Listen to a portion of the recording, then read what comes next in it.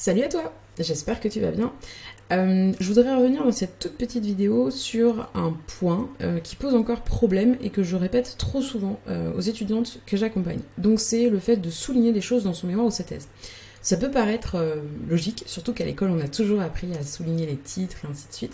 Sauf qu'en fait dans un mémoire, depuis une dizaine d'années, 10-15 ans même, on demande aux étudiants de ne plus rien souligner dans les mémoires. Donc en fait, clairement, ton mémoire, quand tu es sur le point de le terminer, tu fais un CTRL A pour tout sélectionner, tu appuies 2 fois sur CTRL U pour enlever le souligner. Normalement, rien ne doit être souligné dans ton mémoire. Et ça c'est super important parce que sinon tu vas avoir droit à une petite critique désobligeante te disant qu'il ne faut rien souligner dedans.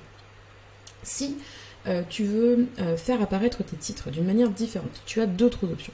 Tu peux utiliser la couleur, donc mettre tes titres en couleur par exemple. Tu fais une charte graphique en lien avec le logo de ton université ou de ton école, sauf si c'est du rouge parce que c'est pas forcément bien perçu la couleur rouge.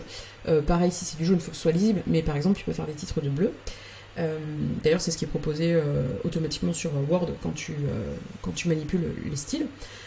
Tu peux aussi augmenter la taille de la police, donc t'écris ton texte en taille 12, tu peux te mettre pour les polices de titre en taille 14, voire 16, et sinon tu peux changer la typologie de la police. C'est-à-dire que si t'écris en Times, on peut se dire que tu peux mettre les titres en calibri par exemple, en calibri et en gras, ou en italique, comme tu veux. Mais surtout, tu n'es pas de souligner dans ton mémoire.